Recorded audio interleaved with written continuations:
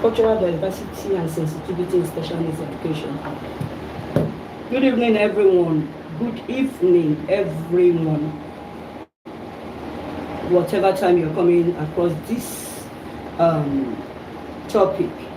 Today I'm going to be talking about cultural diversity and sensitivity in special needs education. That's the module 4 on our topic. I'm skipping. I want to circulate it so it will pause for like a minute. Should I start? Yes.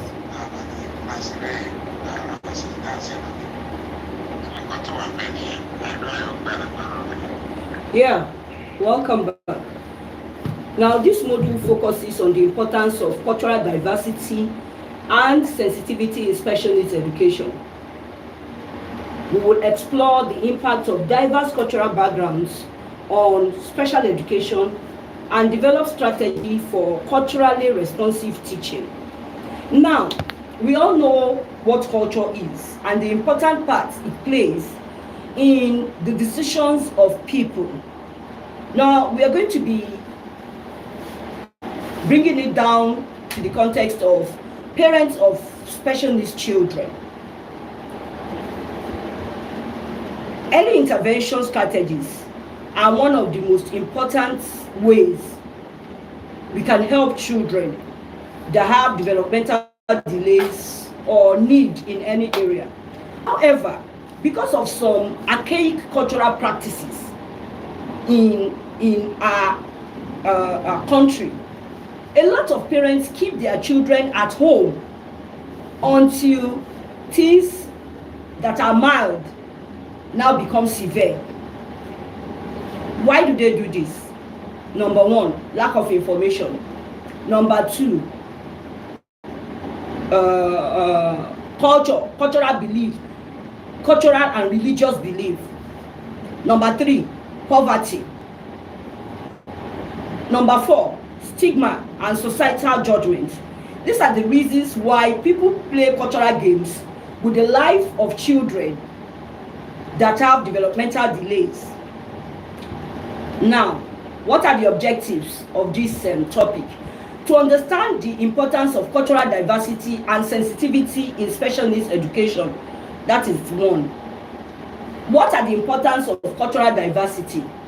For example, in Yoruba land, we believe that when children are belching, it is because they've eaten too much. However, science says otherwise. Science says belching is as a result of too much hair in the stomach, or when a child is fed and we didn't allow the child to remain on one spot to rest until we start moving them from place to place to another.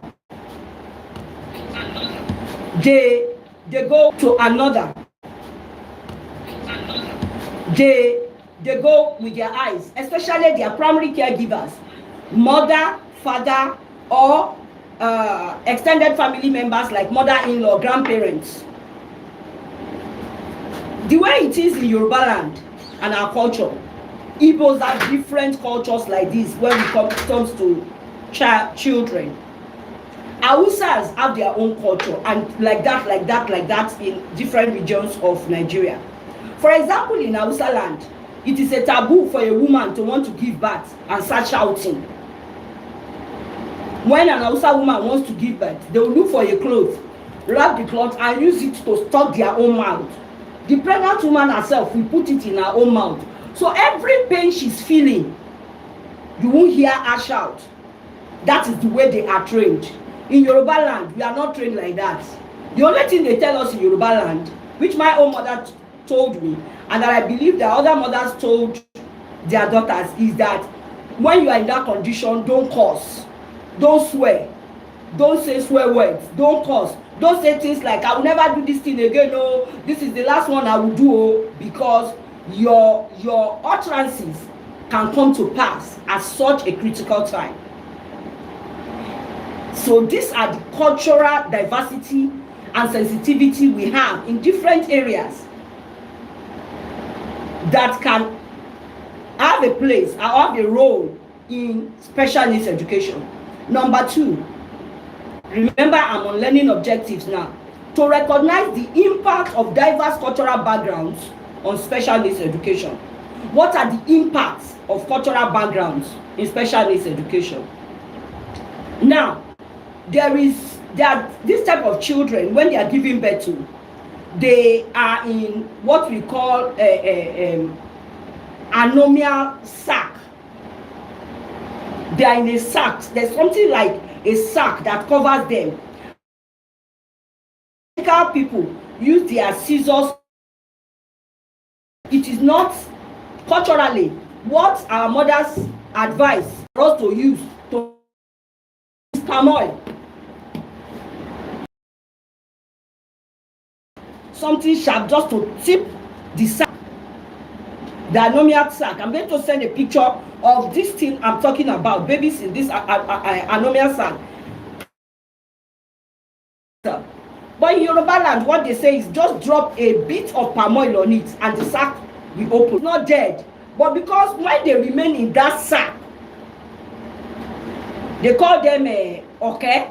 In Yoruba land, we have a name for them. Children who come in those sacs are called okay. Now, they remain like that. As long as they remain in that sac for some minutes that they are giving birth to, they still feel the child still feels that they are still in the stomach of in the womb of their mother, so they don't shake. They just remain like that. But the moment you remove the sac, they start crying. They know that they are alive. Now, somebody gave birth to a child like this, a young lady, and because the mother does not have an experience about this thing, the midwife that delivered the baby does not have experience about this thing. Do you know they went to throw that child away? A living child. Unfortunately, this was the only child that lady was supposed to have. And according to the person that related this to me, she never had any child again. These are the effects of the impact of culture, of diverse cultural backgrounds on special needs education. Number 3, develop strategies for culturally responsive teaching. In as much as you want to help parents or a child with special needs, you need to put in mind the place of culture. You need to have in mind the place of culture, especially when you are dealing with children that comes from other countries, other culture, like Indians, like the Japanese, the Asians. They have culturally, Indians are culturally strong people. They hold on to their culture very strongly. That if you are not careful, put it in number 2. 2 does not make noise. If you are not careful, you are going to trample on their culture. You are going to trample on their culture. So you need to know the cultural backgrounds of children before you start intervening or helping them. Because in the course of you helping, you may have trampled on some people's culture. For example, in Yoruba land, if you put green leaf, let's say you have a child that is deaf, you are teaching a child that is deaf in an inclusive school or outside, and then you put green leaf in your mouth. You do this to teach a deaf child green. In Yoruba land, it means you are abusing that child. The child can start stoning you.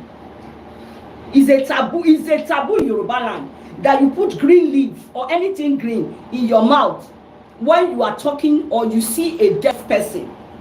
What it means culturally in Yoruba land is that you are abusing that person. You are telling that person that he is a deaf and dumb. You are stigmatizing them. So these are some of the areas where we need to apply cultural sensitivity principles in special education settings. Now let's go on. How do we understand cultural diversity? There's no way we understand cultural diversity apart from learning it. We need to ask questions. We need to talk to parents. We need to know the cultural practices of people. Our empathy and love or passion for the child should not override this. Should not override this we are talking about. In some cultures, they don't eat some things. There are some things they don't eat. We need to know all of these things. In some cultures, you don't touch a child on the head. All of these things we need to know. We also need to define cultural diversity and its importance in special needs education. Cultural diversity is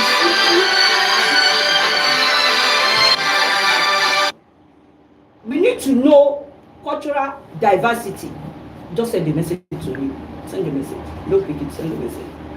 We need to know the importance. You can send him a picture of me teaching. We need to know the importance of this cultural diversity and its importance in special needs education. It simply means we have different beliefs, different cultures, different ways of doing things. In some culture, it is a taboo to lie on your back as a pregnant woman to give birth.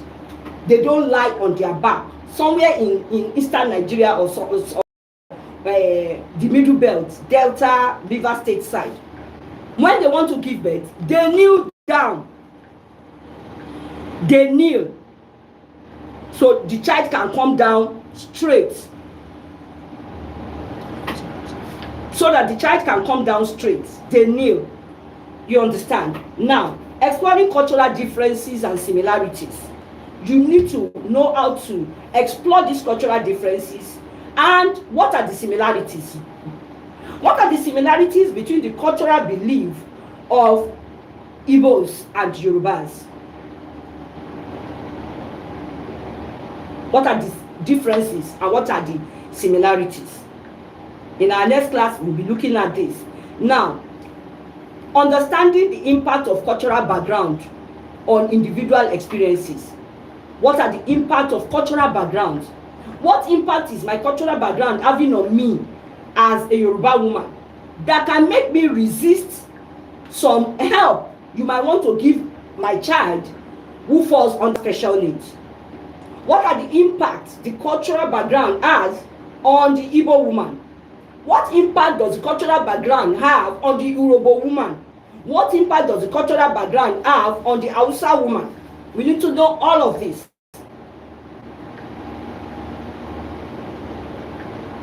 Now, when you talk about cultural differences on disabilities, perceptions and stigma, in some cultures, if you have a child with cerebral palsy, they are going to tell you to go and throw that child away. I don't want to mention areas. But in some cultures, if you have a child with cerebral palsy, they are going to tell you to go and throw that child away. In some cultures, if you have a child with cerebral palsy, they are going to be worshiping that child like a god. They will tell you that their forefathers have sent somebody to them, somebody very important. And instead of them to seek help for that child, they will turn that child to a teen god and start worshiping that child. Cultural, in some culture, in Yoruba culture that I come from, and I know so much about, when you are going out as a pregnant woman in the afternoon, they will tell you to put pin on your in the cloth close to your tummy, so that evil spirit will not enter and exchange the child in your tummy. These are cultural perceptions, wrong cultural perceptions. Some will even tell a pregnant woman to look for a stone and tie at the edge of her wrapper, so that evil spirits will not enter.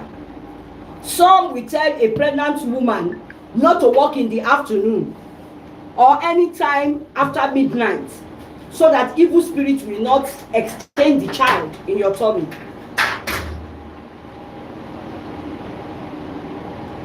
Now, what are the roles of cultural background in shaping family expectations and involvement? What are the roles of cultural background in shaping family expectations and involvement? It shapes their expectations, especially when they are deeply rooted in their culture. When grandmas and grandpas plays a lot of role in their decision making, there's nothing you can do. I've told you of the story of a child that has an eye problem as a baby. When I had a nursery and primary school, this girl was brought to me. This girl was brought to me as a baby to my crèche. And unfortunately, I was not into special education then. I don't know this much. I was just an ordinary teacher. Somebody told the mother that they should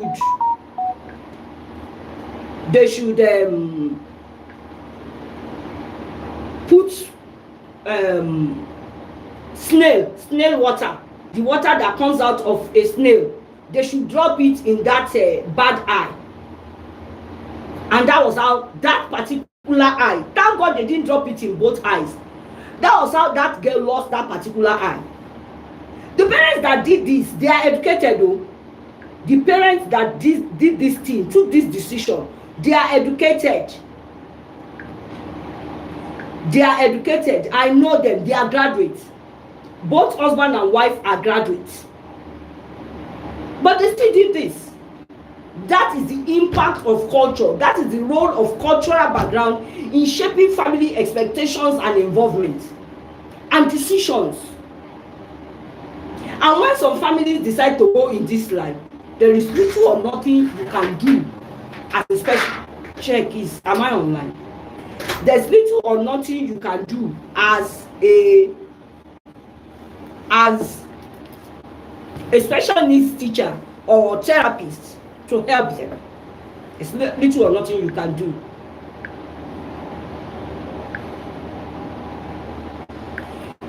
Now, strategies for culturally responsive teaching. As a special needs teacher, if you use culturally responsive method of teaching, it will help you more to get to the parents and also the child. It will help you to get the approval of the parents more. As long as that cultural belief or practice does not have any harmful impact on the life of the child, or does not negate your own belief, your own faith or religious belief. Now, some of the cultural impact is, so in some cultures, they don't believe in the Lord Jesus Christ. They don't believe, they are not Christians, and they don't believe in it. So don't go to them and start telling them that they should go and do deliverance for their child. Don't go to them and start telling them that you have to pray before you teach their child or give their child therapy. Don't recommend anything prayer to them. If it is not your role as a specialist teacher, as a teacher, or as a therapist to recommend a religious belief or practice to any parent, it is out of professional ethics. It is out of professional ethics. Your role is education. Your role is therapy. Stay strictly on your role. Don't go and preach deliverance, the Lord Jesus Christ to them. Don't go and preach salvation to them. It is not your duty. Leave them with whatever they believe. Incorporate diverse perspectives and materials into instruction. You can incorporate diverse perspectives that is out of religious belief or cultural belief. Don't take them to any spiritualist. Don't recommend it for them. Don't give example that you know a girl, they took her to Alago, it was that Agbo that helped her. Please don't do it. It is out of professional ethics. It is not your duty as a teacher or as a therapist to do that. You have to build the relationship with students and families from diverse backgrounds while maintaining your cultural, your professional balance. You build this relationship, you must maintain your professional boundaries. Now, another thing is culture and linguistics.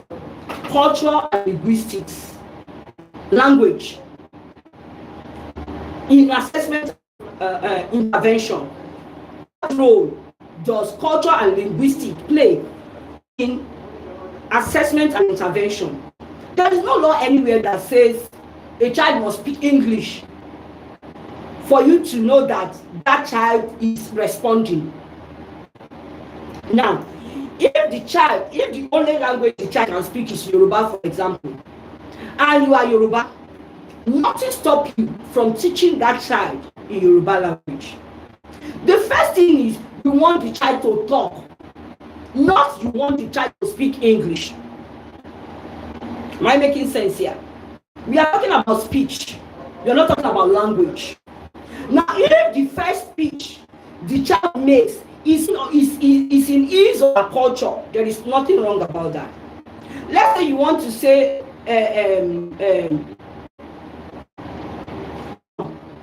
we are doing come to the child, and I respond with, and the mother of the child says beba or bianeba, like Igbos used to say, and the one the child responded to is bianeba. The child has not done anything wrong, neither has the mother.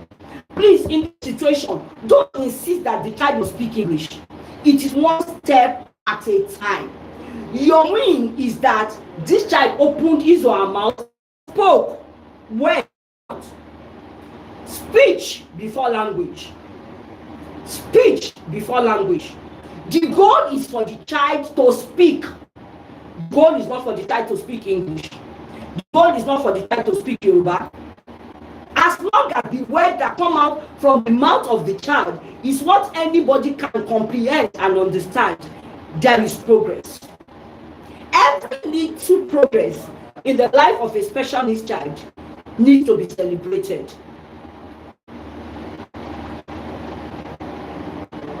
You can conduct assessments culturally. Use language, cultural language and background to conduct assessments. You can even use culture to draw up an IEP plan for a child, individualized educational plan, if what the child is comfortable with is the culture. You need to collaborate with families and communities in this area. Addressing cultural and linguistic barriers in special needs education setting. I have mentioned that. Don't let it be a barrier. Do not let culture be a barrier. Let empathy and passion, let it lead first. Also, in the school environment, you need to understand the culture of the school environment. Every organization has its own culture. What is the core of the school environment? You need to know it for you to practice perfectly inclusive settings. If you know that the culture of the school environment is that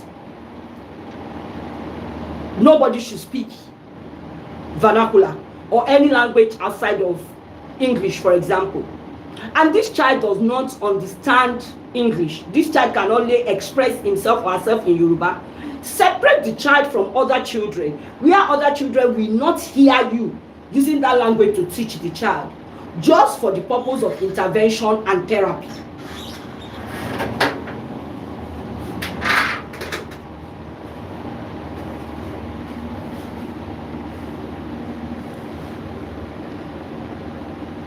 You have to record thoughts and reflections on cultural diversity and sensitivity in special needs education. When the child is making, you have not formed the habit of making videos of every progress that a child has made under your watch, then you don't want parents to believe you. You must always have devices where you can make a video or snap a picture, not to publicize it to the world, but to show parents that progress is happening. No matter what you tell some parents, if they don't see proof, they will not believe you. Now, tomorrow we are going to continue this topic in class, where we'll be able to ask more questions, and I'll be able to answer you. But this is where we are starting this topic today, and tomorrow we'll be starting with questionings. Thank you.